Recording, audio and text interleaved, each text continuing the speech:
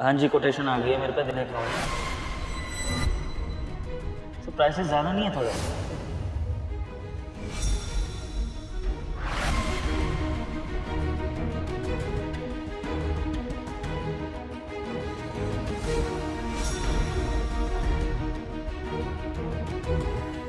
Sir वो meeting fix कर दी थी हम लोगों ने। हाँ, जितना मैं करता हूँ ये बात। सर मुझे भी देर हो रही है सर, वो बस छूट जाएगी मेरी। अच्छा हाँ, तुम्हें देर हो रही होगी ना, तुम निकलो, मैं तुमसे कॉल पे बाद में बात करूँगा। जाओ। ठीक है सर।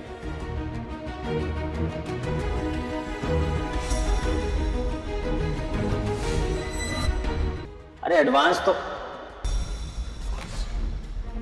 जितना हिमांशी, यहाँ पर एडवांस था 4 लाख रुपए, वो कहाँ रखा है? अरे हाँ सर, यहाँ तो पैसे रखे थे ना। हिमांशी पैसे कहाँ गए वो?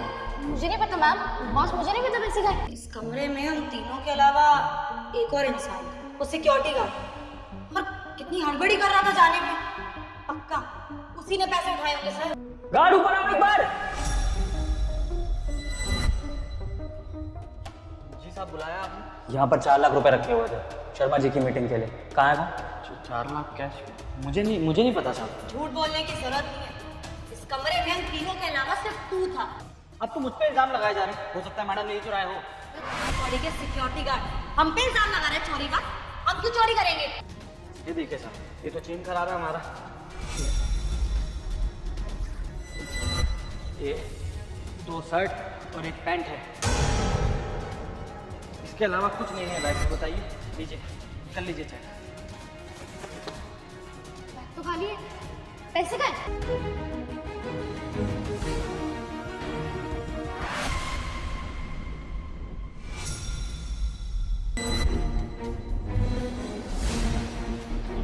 हिमांशी, ये 4 लाख रुपए जिनकी चोरी का इल्जाम तुम राजेश पर लगा रही थी, कि तुम्हारे पर्स से निकले? चेतना, तुम भी तो बहुत कॉन्फिडेंस से कह रही थी कि चोरी राजेश ने करी होगी, तो ये पैसे हिमांशी के पर्स में कैसे? प्लीज मुझे जॉब से मत निकालना। आई एम रियली सॉरी, मुझे मेरी गलती का एहसास है। ठीक है, तो ये बात आप अपनी नई कंपनी में फॉलो करना, क्योंकि सच में आपकी इस कंपनी में अब जगह नहीं है, क्योंकि मुझे ट्रस्ट ही नहीं होगा आपका, और जब ट्रस्ट नहीं होगा तो फिर जॉब पर रखने का फ़ायदा क्या है? ओके, जाइए तुम।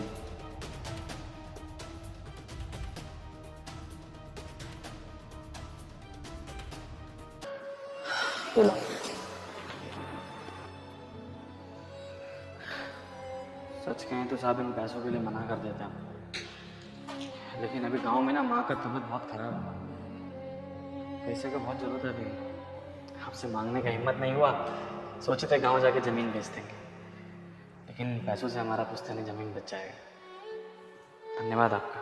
अच्छे से जाओ, अपनी माँ का इलाज करो, और पैसों की ज़रूरत पड़े तो मुझे बता देना। चलते हैं साहब।